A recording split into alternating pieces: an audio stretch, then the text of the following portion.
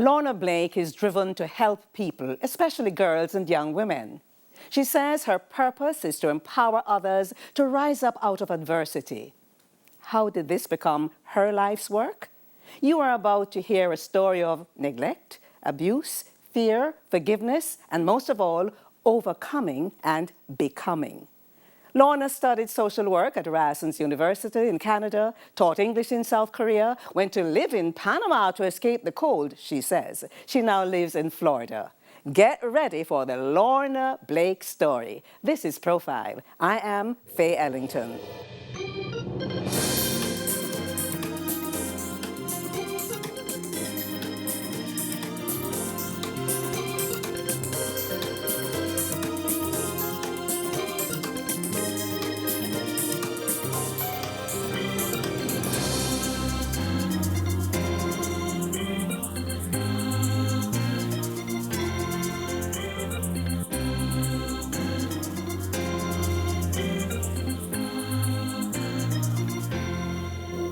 Lorna Blake, thank you for being here and thanks for wanting to share your story. It is my pleasure to be here. Thank you for having me. My pleasure. Until very late in adult life, you termed yourself a fatherless daughter. What's that story? Wow, it started really early. I was probably 3 years old when my grandmother, who nurtured me from the time I came out, let me know that I had been abandoned by my father. It was a very challenging thing for me because my grandmother really doted on me and gave me so much love, unconditional love and affection, that I didn't feel like I was missing much. But knowing that I didn't have my father in my life was very, very Did you have siblings? hurtful. I didn't at that point because my mother was a teen mom. And so my mother left and went to Kingston to find herself and to figure out her life. You mean she left Lambs River?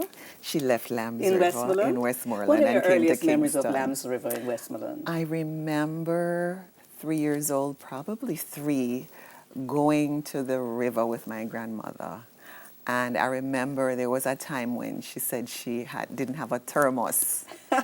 And I of course, told every her, flask was called a thermos, because that was a brand we knew then. right? Yes. And I said to her, when I grow up, I'm going to buy you a thermos. And she said, my child, I'm not going to live to see that, you know. But when me dead, the aunts them will come tell me. And it was so remarkable to me that even at that early stage of my life, that was, in my head, it never left me. Did you borrow the thermos? I didn't get a chance to. Let's go back to your dad, though. So you're this fatherless daughter. You viewed yourself like that. I want to take you to when you decided it was time to discover who this man was and to meet him. How did that go? It's a long story that could take a very, very long time. And we have to do it in 2 minutes. And we have to do it in 2. Yes. So, long story short, when I left Jamaica and went to Canada, it was on a visitor's visa. I had no family there. But in the process of, trying to figure out how I could get a landed status, my paternal uncle, suggested that my father was in Canada, so I may be able to get my landed status. So he actually signed the papers for me. My biological father. How did you meet him? And how did you know he was your biological father? I knew, based on what my mother told me, that he was my father. But he did not know. He hadn't acknowledged me as his child. So it was quite a miracle. It was like God did something for me to have him come to the immigration appointment and acknowledge or swear on the Bible that he was my father.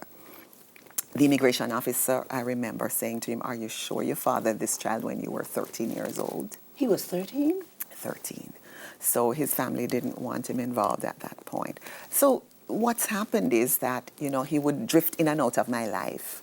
And he never actually treated me like a daughter. It was like, just like somebody that you would meet and just acknowledge.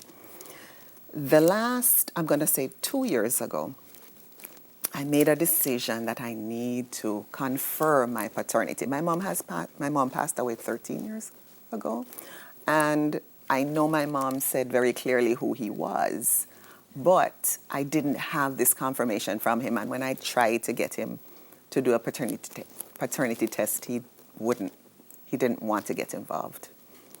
Long story short, I got his daughter, my sister, to do a sibling paternity test. And it confirmed that I'm his daughter. So this I did last year May. And a year later, this past May. May 2019. May 2019, the beginning of May, he and I met in a restaurant in Tampa Bay, Florida. And he acknowledged, he said, I am so sorry. He held me, hugged me, asked my forgiveness. He said, I'm so sorry that it's taken me all these years, 53 years, 54 years. I forgave him. Of course, what else do people do? Exactly. And it was such a really great reunion. It was incredible to have that kind of acknowledgement. Do you call him Dad? I don't call him Dad. He wanted me to call him Dad, but I was saying to him, you're like my friend. Or I said you could be my uncle or my cousin, but you can't be my... But you know, this points to many things. At 13, and you father a child, you're confused. You don't know who you are. And then himself. And then your parents or the adults around you are perhaps saying, no, because you're going to blight your future. As so we say it in Jamaica. Exactly. And so I understood, because I'm a mother of 2 sons. So I knew that it would have been too challenging for him.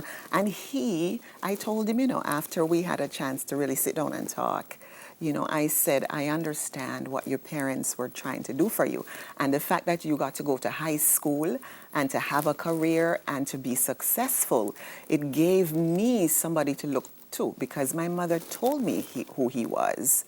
My mother let me know. He said, I realized that your mother also protected me. She was protecting me.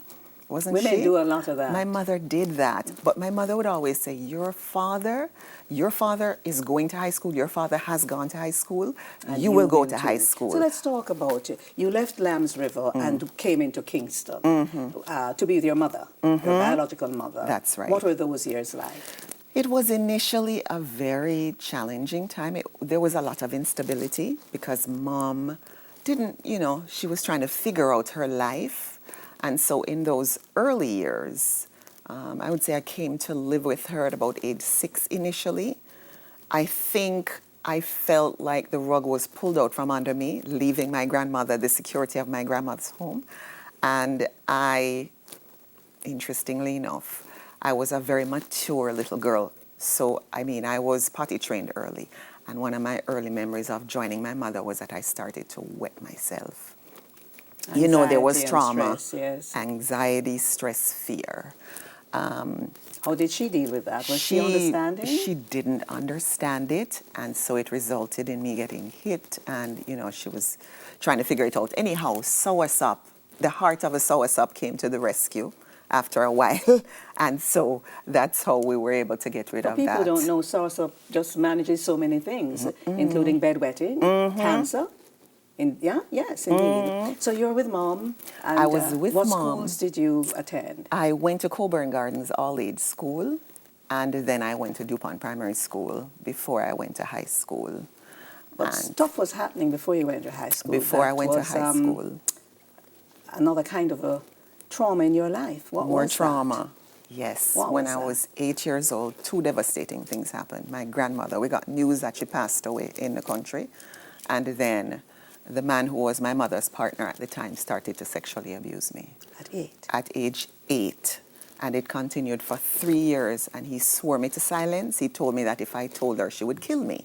May I ask you to take a break? Yes, for We're sure. going to take a break. When we come back, we'll pick up right there. Lorna Blake is my guest. What a story. But we're hoping that this will inspire someone. Because, man, she's come out of it, and she's empowered, and she believes in empowering others. We'll be right back. This is Profile.